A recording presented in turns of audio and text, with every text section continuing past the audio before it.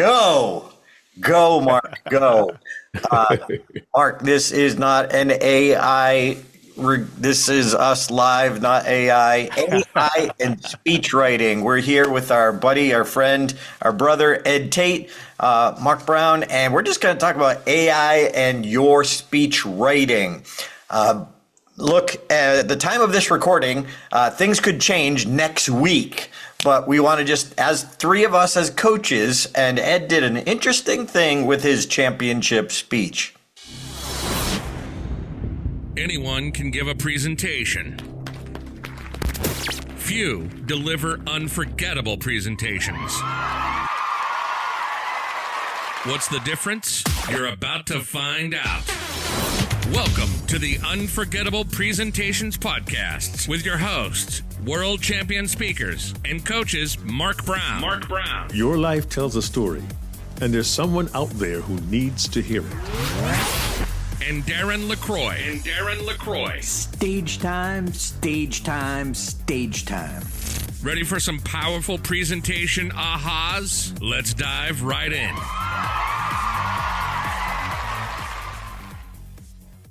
All right, Ed, I want to dive right in. You took your championship speech and ran it through AI. Now, for everyone, 2000 world champion of public speaking. He won the contest out of 35,000 contestants. He won with this speech. But, what would AI do to make it better? Ed, I'm fascinated. What did it come up with? Well, there was a book where they analyzed my speech. They counted the number of laughs, how long the laughs were, etc. And it said it's among the funniest speeches of all time. So anyway, I took my speech, I put it into AI. And I'm thinking like, okay, hey, how can you make this thing better? And again, I've got the trophy, I've got everything like that. And when I read what it came back with, I was very, very disappointed. It had literally, I'm going to say, I'm just approximating, I'm guessing, a third of the humor and a third of the humanity was stripped out of it. The suggestions they made, they were professorial. It was almost like a professor would give a presentation. And by the way, how exciting are those professor presentations? So that to me was very, very interesting. I'm not suggesting that AI is not a tool that we should use, and it's just that, folks. It's the tool. If you're in the band, you, the human, you're the lead singer. It's not the background singers. And so use it as a tool. A friend of mine has this expression. She says, if you use AI, there's always got to be a human in the middle. There's always got to be a human in the middle, because if there's no human in the middle, it's going to be a waste. Let me give you an example of that. So early this year, you guys know me. I mean, Darren and Mark know me. Yeah, sometimes we admit it. So I was trying to create an experience. So I created this contest where the audience members were going to create an adult lemonade stand. Well, I'm going to say about half of the audience went straight to AI, with their ideas. And there was another group of people who didn't touch their computers at all. Guess who won the contest? Guess who? It was the humans, and the humans won the contest because they were mentally engaged. They were attached to their content, and they were committed to their content. The people who use AI, they were reading from their computer screens. It was awful. It was absolutely terrible. They had no connection to the content.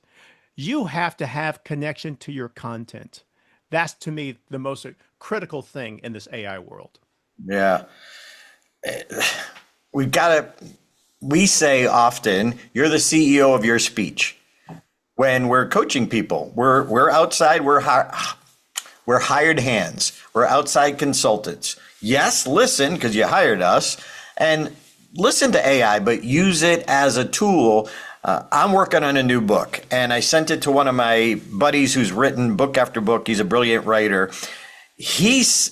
I just asked him for his insight. What do you think? And he said, well, I asked ChatGPT what it thought. I'm like, well, I asked for your opinion, not ChatGPT. However, I listened and I looked at what ChatGPT said. it had some good insights on structure. Now, again, this is a chapter of my book. This is version 1.0, and I love writing. I've developed my voice, but I know I need an editor for sure to make it right.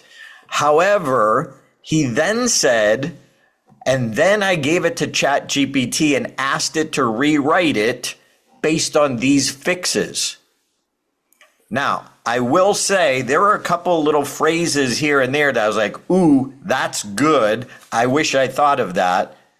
But for the most part, just like you're saying, Ed, for the most part, when I read it, it wasn't my voice. Now, again, we're talking about AI. We want you to use it, but we've seen, I've had some of my clients, let's just say, be lazy and have AI do the writing for them.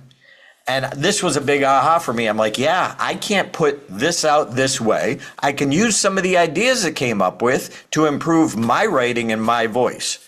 Again, this could change a year from now or 3 months from now. But right now, you've just got to be careful because it is your name on the book. It is your name on the speech. It is your name on the social media post. And so we've got to stay with our authentic voice, but use it as that collaborator, if you will. Mark, your thoughts? Now, I am not by any means an AI expert, but I was given the impression from different individuals and things I've read that AI over time can actually learn what your style may be. And eventually you can write in the style of. I have not gone so far as to test that out. And that's interesting because it can, in my opinion, give us a reason to be a bit more lazy than we'd like to be. Now, I confess at my age, mid-60s, I am a bit more lazy. Not lazy, I'm a bit more, I'm going to say egotistical. And those who know me know I'm not egotistical. But I'd rather, because I love words, I'm a word nerd, I'd rather work on my content and really try to make it sound not overly verbose, eloquent, or pedagogical. Yeah, pedagogical is a good word for you, Darren. Yeah, that's hardly verbose at all. Hold on. Look that up. There's no how to spell it to look it up. Well, according to ChatGPT, our friend's Word Hippo says pedagogical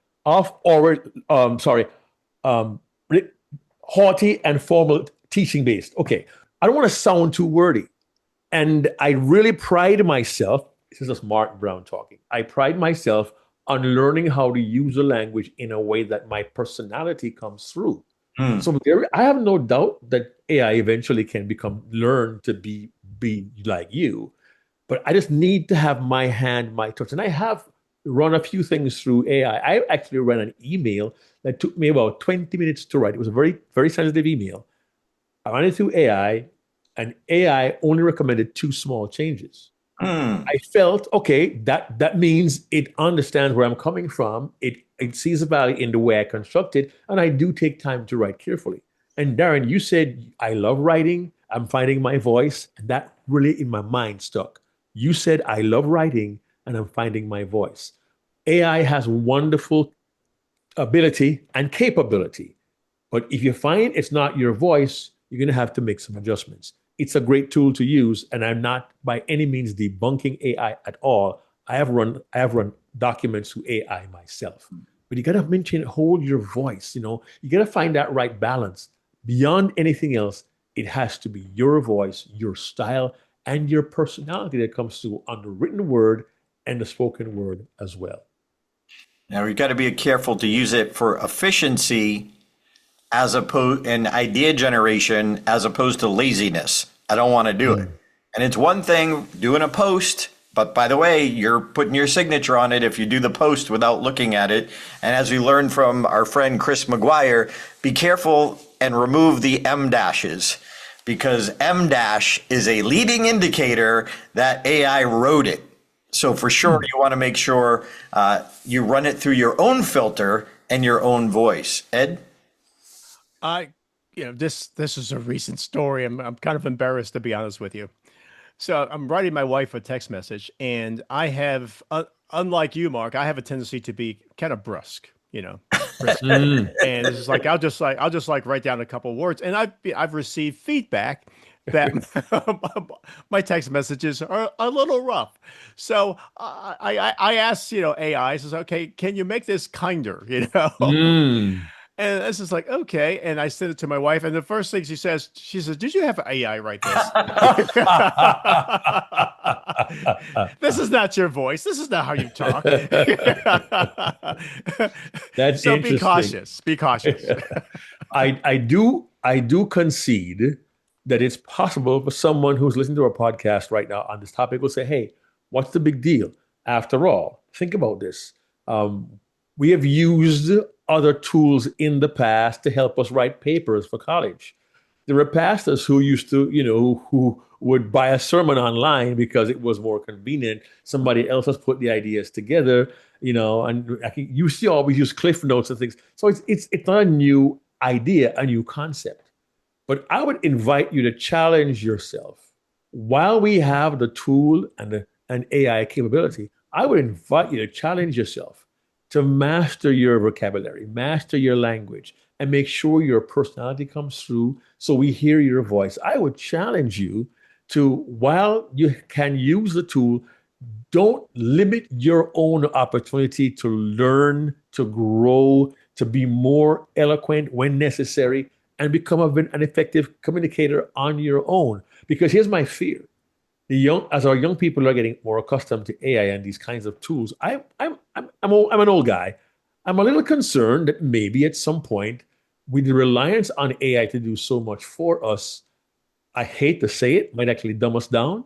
It's a term I rarely use, but I guess I'm just being honest and open today.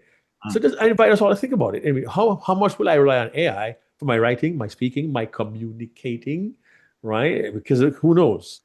We may ask AI to write me a poem to really impress somebody I wanted to get to know me. The sky's the limit. But I want to start with yourself first and end with yourself. AI can be in the middle. Start with yourself, end with yourself. Good idea. In the middle. That's my perspective, and I'll be quiet now. Mark, the key word in what you just said to me was help. Use it to help. Don't let it do the work. And Ed, I'm a little fearful, and it's probably happening right now, that people in the speech contest are using AI to write a winning speech. Write me a winning speech. Well, again, help. Don't let it do the work for you, because AI doesn't necessarily know all the stories in your heart, doesn't know what matters to you. And even if it writes a beautifully eloquent speech, you still have to own it and deliver it from your heart. Like, you've got to know it inside and out. You've got to be in the moment. If you're in your head, your emotions are dead. So even if it's eloquently written, you have to eloquently deliver it. Ed? So a couple thoughts. Number one, let's say, for example, someone uses AI to write them a winning speech and they actually win the speech. You know who I want to hear from as opposed to the speaker? Let's send AI. Let's have AI speak at the conference as opposed to AI can do you after. Exactly. So if you're going to have AI do the work, what do we need you for? So that's just one thought there. Mark, you've always said this, and I'm misquoting you, but you always say, "Hey, bring you to the presentation." So I'm paraphrasing. I forgot your exact wording with regard to that. Yeah, that's right. You bring yourself, bring your experience, your knowledge, your learning, your mistakes. You bring your personality. You bring you to every presentation. That's what the audience wants to hear. And that's what they will connect with you. And real funny story, I shouldn't have ventured here, but my daughter is an attorney, and she sent her mother and me a TikTok short of a court case where a judge is on the bench and the client, the individual is in court, and he asked for his attorney to come in virtually. And the attorney begins to speak, and the judge says, "Wait, is that AI?" And the gentleman says, "Yes, I created it." And she shut him down, but quick. I think I'll pass that video on to you at some point. Now, I don't know if it's a hoax or what, but it looked very genuine, where he said, "Yes, I created that AI model as my attorney," and the judge shut him down. I was quite amused, impressed, and I had to wonder, is there a deep fake here or not? But it just seems to be very, very interesting because AI can do amazing things now, and not only writing our presentations, but delivering for us. And it's very, very interesting what AI has become. I invite us all to maintain our humanity and let the audience see us for who we are. My final thought.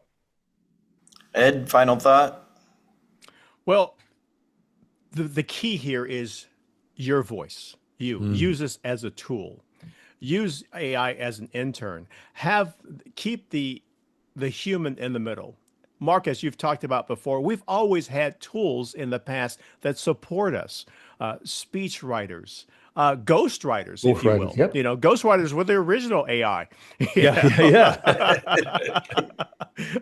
You know, we've always had tools, but the key is your voice. What is your voice? What do you want to have to say? If any other tool is coming up with the ideas, we no longer need you. Oh, mic drop. And guys, I think we should revisit this in another couple months with some new stories and maybe changes on how you can use AI to help your speech writing. I just wish it could help my dyslexia because AI, EIO. EIO. Right. Hey, thanks for being here, Ed. Thanks for joining us. Mark, always a thrill to work with you. And if you're listening to this, please pass this on to speakers that you may know are using a AI to write a keynote or a contest speech. Please pass this on to them. And do the most important thing you can do. Join us next week. We'll see you then. Hey there, this is Darren LaCroix. Thanks for checking out this podcast episode on YouTube.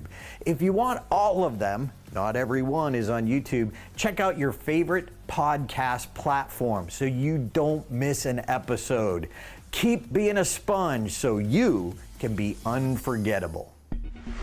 Check out StagetimeUniversity.com, where good presenters become unforgettable.